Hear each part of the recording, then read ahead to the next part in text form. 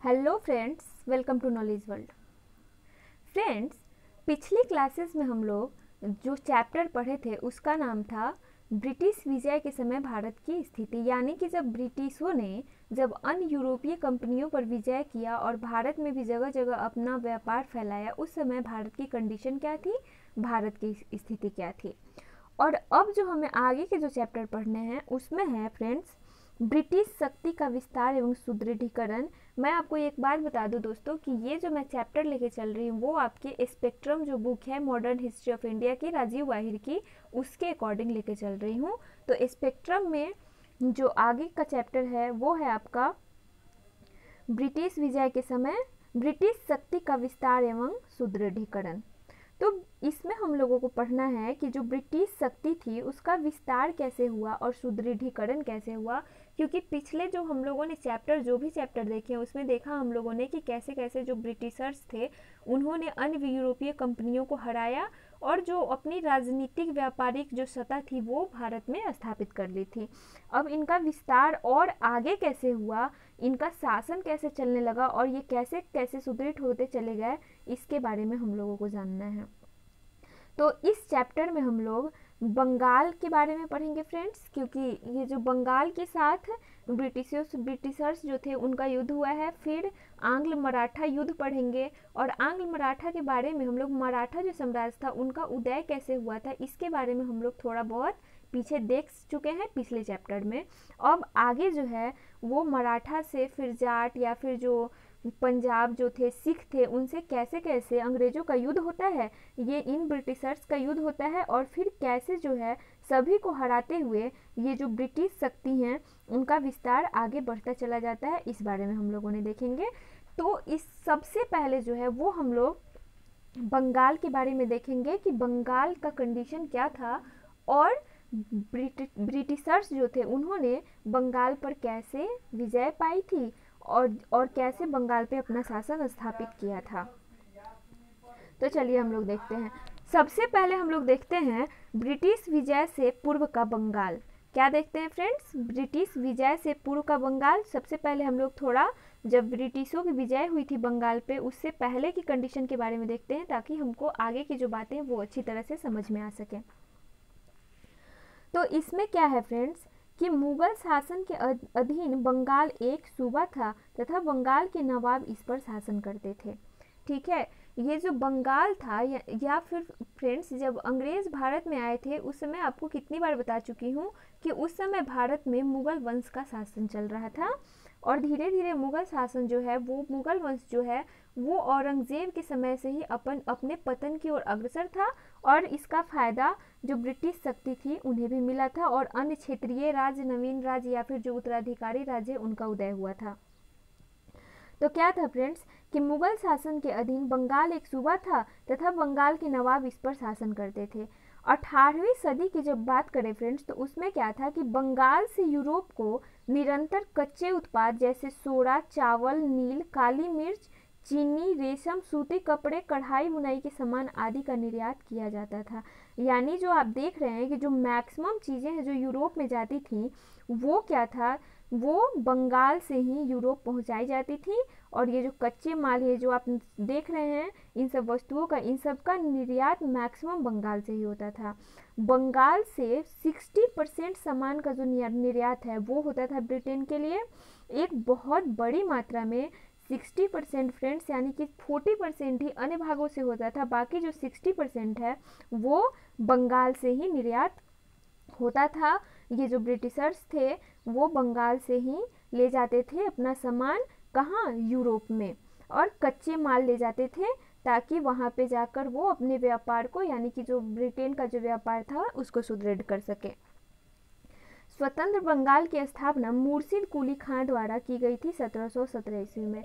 मैं आपको इसके बारे में पहले ही बता चुकी हूँ फ्रेंड्स कि जो बंगाल की जो स्वतंत्र बंगाल की जो स्थापना, वैसे तो बंगाल मुगल शासन के अधीन ही एक सूबा था लेकिन इसे एक स्वतंत्र राज्य के रूप में जो स्थापित किया था, स्वतंत्र उत्तराधिकारी राज्य के रूप में, वो किसने किया था, तो वो मुर्शिद कुली खां के द्वारा किया गया था। और ये हम लोगों ने कहाँ पढ़ा था, जब हम लोगों ने उत्तराधिकारी राज्य के बारे में देखा था, जो निम्न विभिन्न राज्यों का जो उदय हम लोगों ने देखा था, तो उसमें देखा था कि उत्तराधिकारी राज्य में मुर्शिद कुली खां ने बंगाल का, फिर अवध और हैदराबाद का भी उदय हुआ था। ठीक है, तो स्वतंत्र बंगाल की स्थापना मुर्शिद कुली खां के द्वारा 1717 ईस्वी में की गई थी। हालांकि ये जो मुर्शिद कुली खां थे फ्रेंड्स, उन्होंने मुगल शासन से, मुगल वंश के जो उस टाइम शासक थे, उनसे कभी भी ऐसा नहीं था कि दुश्मनी मोल ली थी। वे मित्र ही थे, मित्र के समान ही कार्य करते थे और निरंतर जो है वो नजराने या भेंट जो है वो मुगल वंश के जो शासक थे उनके सम्मान में प्रस्तुत करते रहते थे। 1727 ईस्वी में मुर्शिद कुली खां की मृत्यु हो जाती है और उसके पश्चात उसका दामाद शुजा शासक बनता है, जो 14 वर्ष तक फ्रेंड्स इसने शासन किया था बंगाल पे। कौन? आप ये क्रम याद रखेंगे कि क्योंकि इस क्रम के बारे में आपसे पूछा जा सकता है।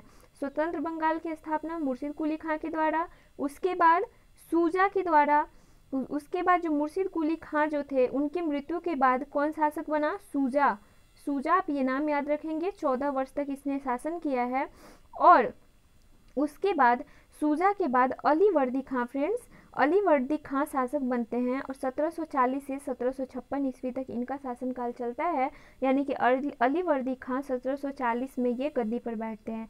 हालांकि मैं आपको एक बात बता दूं फ्रेंड्स कि ये जो शुजा थे, इनके मृत्यु के बाद इनका जो पुत्र है वो कुछ समय के लिए बंगाल का नवाब बना था, लेकिन वो अयोग्य था, एक अयोग्य उत्तराधिकारी था, जिसकी वजह से अली वर्दी खां ने क्या किया था कि तख्ता पलट करके, यानी कि शुजा के पुत्र को हटाकर क्या किया था कि अधिकार कर लिया था बंगाल की गद्दी पे। यानी कि बंगाल के जो नवाब हैं उसमें अली वर्दी खां नवाब बन जाते हैं 1740 में ही, और ये रहते हैं 1756 ईस्वी तक। ये जो तीनों शासक थे फ्रेंड्स, यानी कौन कौन से? मुर्शिद कुली खां, फिर शुजा और फिर अली वर्दी खां। इन्होंने क्या किया था कि ये बहुत ही सबल थे और समर्थ शासक थे। आप ये ध्यान रखेंगे फ्रेंड्स कि ये जो तीन शासक मुर्शिद कुली खां, शुजा और फिर अली वर्दी खां जो थे, ये बहुत ही सबल और समर्थ शासक थे और इनके शासनकाल में बंगाल जो है वो अत्यधिक समृद्ध हो गया था, क्योंकि इन्होंने बहुत अच्छा काम किया था फ्रेंड्स। और ये बहुत ही जो समर्थ बोले जाते हैं, यानी कि बहुत ही स्ट्रांग थे और इन्होंने बंगाल को एक नई समृद्धि तक पहुंचाया था। इसके अलावा भी बंगाल की समृद्धि के कई और कारण भी थे, जैसे कि एक और जहां शेष भारत सीमावर्ती युद्धों, मराठा आक्रमण तथा जाट विद्रोह से त्रस्त था और उत्तरी भारत नादिर शाह और अहमद शाह अब्दाली के आक्रमण से विनष्ट हो चुका था, वहीं कुल मिलाकर बंगाल में शांति थी। यानी कि जब बंगाल के नवाब जब शासन कर रहे थे फ्रेंड्स, वहीं पे जो शेष भारत था हमारा, पूरा भारत, तो पहले बात यह है कि पूरा भारत तो एकीकृत था नहीं, सारे प्रांत सारे जो राज्य हैं, जो प्रांत है, वो अलग अलग क्षेत्रीय प्रांतों के रूप में बटे हुए थे। तो बंगाल को छोड़कर बाकी जो शेष भारत था वहाँ पे सीमावर्ती युद्ध चल रहे थे। जो मराठा जो नवीन राज्य के रूप में उदय हुआ था, मराठा आक्रमण भी था और जाट विद्रोह भी थे, जो औरंगजेब की नीति से त्रस्त आकर एक जाट साम्राज्य की स्थापना की गई थी। आपको नाम याद होगा, चूड़ामन और बदन सिंह के द्वारा। फ्रेंड्स, मैं आपको एक बात बताती चलूँ कि जैसे ही आप जाट विद्रोह पढ़ते हैं वैसे ही आपके दिमाग में आ जाना चाहिए कि जाट साम्राज्य की स्थापना किसके द्वारा की गई थी, तो वो की गई थी चूड़ामन तथा बदन सिंह के द्वारा। आप नाम याद रखेंगे, ये नाम आपसे पूछे जा सकते हैं। तो जैसे ही आप नाम याद रखेंगे फ्रेंड्स, एक दूसरे से रिलेट करके आप चीज़ों को पढ़ेंगे तो आपको याद करने में कभी कोई कठिनाई नहीं होगा, क्योंकि कितने सारे फ्रेंड्स ऐसे हैं, कितने सारे बच्चे ऐसे हैं जो बोलते हैं कि उन्हें हिस्ट्री याद नहीं होती या फिर उन्हें हिस्ट्री याद करने में परेशानी होती है। तो ऐसे अगर आप चीज़ों को रिलेट करके याद करते चलेंगे, जैसे कि आपने मराठा के बारे में पढ़ा, तो आपको याद आ जाना चाहिए कि मराठा साम्राज्य की स्थापना किसके द्वारा हुई थी। जितनी भी बातें आपने पीछे पढ़ी हैं वो आपको एक एक करके आपके माइंड में आ जानी चाहिए। अगर नहीं आ रही हैं तो आप उसी समय उस टॉपिक को जाके देखिए। ऐसे आपको बार बार रिवीजन से आपको कभी नहीं कुछ नहीं भूलेगा। किसी भी सब्जेक्ट में यही जो है यही फॉर्मूला लागू होता है फ्रेंड्स, कि अगर आप बार बार रिवीजन करते रहेंगे, एक से दूसरी चीज़ों को रिलेट करके पढ़ेंगे, तो जो है वो चीज़ें आपको कभी भी नहीं भूलेंगी और हमेशा आपके दिमाग में चलती रहेंगी। तो चलिए फ्रेंड्स, अभी हम लोग देखते हैं शेष भारत, सीमावर्ती युद्धों, मराठा आक्रमण और जाट विद्रोह से त्रस्त था। और उस समय जो उत्तरी भारत था फ्रेंड्स, वो क्या था कि उस समय उत्तरी भारत में नादिर शाह और अहमद शाह अब्दाली के आक्रमण से जो आक्रमण है वो बार बार हो रहा था। इस कारण जो उत्तरी भारत है वो भी नष्ट हो चुका था। वही कुल मिलाकर बंगाल में शांति थी, क्योंकि ये जो बंगाल के जो 3 नवाब थे, मुर्शिद कुली खां, शुजा और अलीवर्दी खां, मैं बार बार आपको बोल रही हूँ कि आप क्रम याद रखेंगे, इसलिए मैं आपको कितनी बार एक क्रम में उनके नाम बता रही हूँ, ताकि आप उस क्रम को याद रखेंगे, क्योंकि आपसे एग्जाम में क्रम भी पूछा जाता है कि जो बंगाल के नवाब थे उनका क्रम क्या था, सही क्रम क्या था। तो आप इसमें जाके फंस सकते हैं, इसलिए आपको क्रम याद रखना जरूरी है। ठीक है, वही कुल मिलाकर बंगाल में शांति थी, क्योंकि ये जो 3 जो नवाब थे वहाँ के, उन्होंने बंगाल को एक समृद्ध रूप दिया था, बंगाल को सबल एवं समर्थ बनाया था। उस समय अलीवर्दी खां के समय फ्रेंड्स कुछ मराठा आक्रमण हुए थे, और अलीवर्दी खां जो थे वो उनका कुछ समय जो है वो मराठा आक्रमणों से युद्ध, यानी कि मराठा जो थे उनसे युद्ध करने में बीता था, ताकि बंगाल पे जो मराठा है वो अधिकार नहीं कर पाए। लेकिन फिर भी उन्होंने बंगाल को एक नई समृद्धि की दिशा में ले गए थे, बंगाल को एक समृद्ध राज्य के रूप में बनाया था। और दूसरा जो कारण था फ्रेंड्स, पहला तो आपने देखा कि जो शेष जो देश का जो और हिस्सा था वो मराठा आक्रमण, जाट विद्रोह और नादिर शाह, अहमद शाह अब्दाली के आक्रमण से भी नष्ट हो चुका था। और दूसरा जो कारण था फ्रेंड्स बंगाल की समृद्धि का, वो था कि बंगाल के विदेश व्यापार में काफ़ी वृद्धि हुई थी, क्योंकि आप पहले भी देख चुके हैं कि बंगाल से जो 60% जो यूरोप में जो सामान जाते थे वो बंगाल से ही जाते थे फ्रेंड्स। और बंगाल जो है वो अंग्रेज़ों का एक बहुत बड़ा व्यापारिक केंद्र बन चुका था। 1706 से 1756 ईस्वी तक बंगाल ने अपने निर्यात के द्वारा लगभग 6.5 करोड़ की चांदी अर्जित की, तथा 2.3 करोड़ रुपए के सौदे भी किए थे इन्होंने। तो इस तरह आप देख रहे हैं कि ये जो नवाब है वो बंगाल को काफ़ी समृद्धि तक भी ले गए हैं, और बंगाल कितना धनी मनी हो गया है, 6.5 करोड़ की चांदी और 2.3 करोड़ का सौदा भी हुआ था। लेकिन बात क्या हुई थी फ्रेंड्स कि अंग्रेजी कंपनी को विशेषाधिकार देने से बंगाल प्रांत का प्रशासन जो है वो नाराज था। यानी कि आपने देखा था कि पिछले चैप्टर में मैंने आपको बताया था दोस्तों कि मुगल प्रशासन जो थे, जैसे फर्रुखसियर का फरमान आया था, उसे ब्रिटिश ईस्ट इंडिया कंपनी का मैग्ना कार्टा बोला जाता है, क्योंकि उस फरमान के बाद से जो ब्रिटिश ईस्ट इंडिया कंपनी की जो नींव थी वो बहुत मजबूत हो गई थी, और ख़ास करके जो है वो बंगाल में भी बहुत मजबूत हो चुकी थी। उसके आगे भी औरंगजेब द्वारा भी और कुछ शासक भी थे जिन्होंने ब्रिटिश ईस्ट इंडिया कंपनी को, यानी कि जिन्होंने अंग्रेज़ों को कुछ विशेषाधिकार दिए थे, कुछ छूट प्रदान किए थे, जिससे जो है अंग्रेज़ जो है भारत में अपना पांव जमाने में सफल हो चुके थे। लेकिन ये बात जो है वो बंगाल प्रांत के जो नवाब थे, बंगाल प्रांत का जो प्रशासन था, उनको अच्छी नहीं लगती थी, क्योंकि जो सुविधाएं अंग्रेज़ों को मिली हुई थी फ्रेंड्स, उससे क्या हुआ था कि ये जो बंगाल प्रांत के नवाब थे, बंगाल का जो प्रांतीय राजकोष था उसे बहुत हानि उठानी पड़ती थी बंगाल को। इसलिए यह मुख्य कारण था दोस्तों कि अंग्रेजी व्यापारिक हितों तथा बंगाल सरकार के बीच जो है वो मतभेद हमेशा बना रहता था, क्योंकि बंगाल के जो नवाब थे वो अंग्रेजों को विशेषाधिकार देने के पक्ष में नहीं थे, जबकि मुगल शासन के जो शासक शासन कर रहे थे उस समय, उनके द्वारा अंग्रेजों को कुछ विशेषाधिकार प्रदान कर दिए गए थे। इस कारण बंगाल के नवाब और अंग्रेजों के बीच मतभेद हमेशा बना रहता था। अब आगे जो हम लोग को देखना है वो है सिराजुद्दौला और अंग्रेज।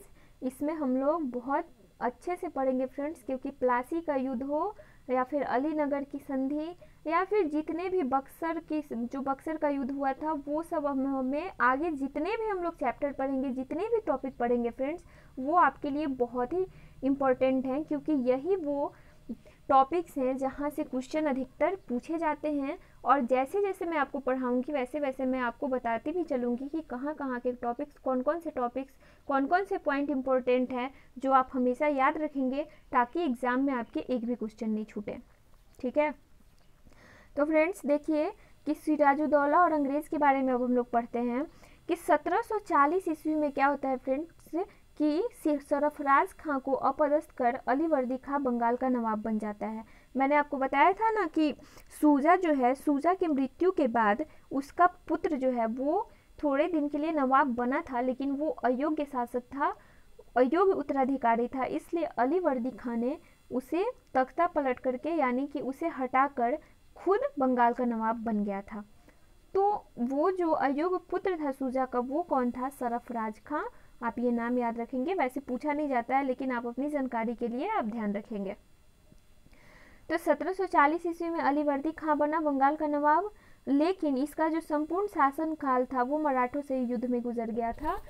मराठों से युद्ध में इसका शासनकाल इसलिए गुजरा था फ्रेंड्स, क्योंकि ये मराठा जो थे वो बंगाल पे भी अधिकार करना चाहते थे, लेकिन जो अलीवर्दी खां थे उन्होंने मराठों को पूरी तरह से रोक के रखा था। लेकिन फिर भी युद्ध के मराठों से युद्ध में गुजर गया था फ्रेंड्स इनका शासनकाल, लेकिन फिर भी इन्होंने बंगाल की जो समृद्धि है उसे कमजोर नहीं पड़ने दी थी। और आगे देखते हैं फ्रेंड्स कि अलीवर्दी खां को कोई पुत्र नहीं था, बस उसे 3 पुत्रियां थी, और 3 पुत्रियां होने के कारण उनके जो बेटे थे उनमें क्या हुआ कि नवाब के लिए, नवाब पद के लिए जैसे ही अलीवर्दी खां की मृत्यु होती है, ये तीनों पुत्रियों के जो बेटे थे उनमें क्या हुआ कि नवाब पद के लिए लड़ाई होने लगी कि मैं नवाब बनूंगा तो मैं नवाब बनूंगा। अंत में जो है उत्तराधिकार युद्ध में क्या होता है कि जो अलीवर्दी खां की जो सबसे छोटी पुत्री रहती है उनका लड़का रहता है सिराजुद्दौला, और वो नवाब बन जाता है। और इससे नवाब बनने के लिए किस किस से युद्ध करना पड़ता है, तो वो देखिए, इससे जो अलीवर्दी खां की जो बड़ी बेटी थी फ्रेंड्स उसका नाम था घसीटी बेगम, आप यहाँ पे ठीक कर लेंगे, घसीटी बेगम नाम था। और ये जो घसीटी बेगम थी उनका पुत्र रहता है राजवल्लभ से सिराजुद्दौला का युद्ध होता है।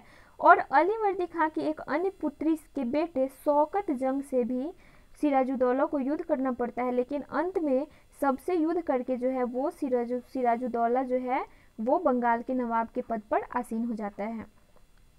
ठीक है, अब जब सिराजुद्दौला जो है वो बंगाल के पद पे जब फ्रेंड्स आसीन होता है, उस समय जो बंगाल की स्थिति रहती है, एक तो उसे उत्तराधिकार के लिए बहुत सारे युद्ध भी करने पड़ते हैं, जैसे आपने देखा कि घसीटी बेगम के पुत्र राजवल्लभ के साथ, फिर अन्य पुत्री के बेटे शौकत जंग के साथ युद्ध। उस समय जो है बंगाल में अंग्रेजों की स्थिति है जो है वो धीरे धीरे करके काफ़ी मजबूत हो चुकी रहती है।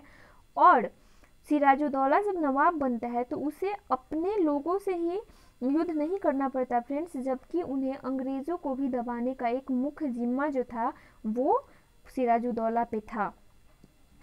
1757 से 1765 ईस्वी तक बंगाल का इतिहास जो है वो नवाब से अंग्रेजों को राजनैतिक सत्ता के क्रमिक हस्तांतरण का इतिहास है।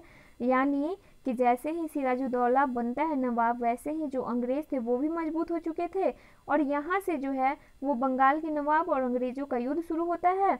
और जो धीरे धीरे करके कैसे बंगाल अंग्रेजों के हाथ में चला जाता है उसका इतिहास हम लोग देखेंगे 1757 से 1765 तक। यानी कि सिराजुद्दौला से जो कहानी शुरू होती है वो कहानी आगे कैसे जाके 1765 ईस्वी तक बंगाल पूरी तरह से अंग्रेजों के हाथ में आ जाता है, उसके बारे में हम लोग देखेंगे। इस संक्षिप्त 8 वर्षों के समय के दौरान बंगाल में 3 नवाबों सिराजुद्दौला, मीर जाफर और मीर कासिम ने शासन किया था। यानी कि 1757 से 1765 ईस्वी के बीच हम लोग सिराजुद्दौला और अंग्रेज, मीर जाफर और मीर कासिम के बारे में पढ़ेंगे कि इनके अंग्रेजों के साथ संबंध कैसे थे, फिर कैसे कैसे युद्ध हुए, और कैसे जो है पूरा बंगाल अंग्रेजों के हाथ में चला गया। और जैसे ही बंगाल अंग्रेजों के हाथ में गया पूरे भारत पे उनकी जो राजनीतिक सत्ता है ये तय हो गया था कि अब पूरे भारत पे अंग्रेजी अधिकार करने वाले हैं। वैसे तो तय पहले भी हो गया था फ्रेंड्स, लेकिन बंगाल जो एक मुख्य राजनीतिक और व्यापारिक केंद्र था उस पर जब अंग्रेजों का अधिकार हो जाता है तो अंग्रेजी शक्ति जो है फिर बहुत ज़्यादा बढ़ जाती है, और फिर उन्होंने काफ़ी आगे तक भारत पे शासन किया था। तो आज के लिए बस इतना ही फ्रेंड्स। अच्छा, मैं आपको एक बात बता दूं, उस समय जो फ्रेंड्स उस समय का जो बंगाल था वो सिर्फ बंगाल ही नहीं था, बंगाल, बिहार और उड़ीसा तीनों प्रांत मिलाकर बंगाल ही थे, और बाद में ये धीरे धीरे करके अलग हुए हैं। इस बात का आप लोग ध्यान रखेंगे। तो ठीक है फ्रेंड्स, आज के लिए बस इतना ही। आगे जो हम लोग कुछ प्लासी का युद्ध है, अलीनगर की संधि है, फिर मीर जाफर और अंग्रेज़ मीर कासिम से कैसे अंग्रेज़ों के साथ संबंध थे, फिर 1765 में क्या हुआ था, इन सब चीज़ों के बारे में हम लोग पढ़ेंगे। आज के लिए बस इतना ही। तो चलिए फ्रेंड्स, फिर मिलते हैं अगले क्लासेस के साथ। अगर आपको मेरी क्लासेस पसंद आ रही हैं तो प्लीज़ लाइक कीजिए, शेयर कीजिए और सब्सक्राइब कीजिए, ताकि मैं आपको नए नए वीडियोज़, नई नई क्लासेस आपको प्रोवाइड कर सकूँ। Thank you friends.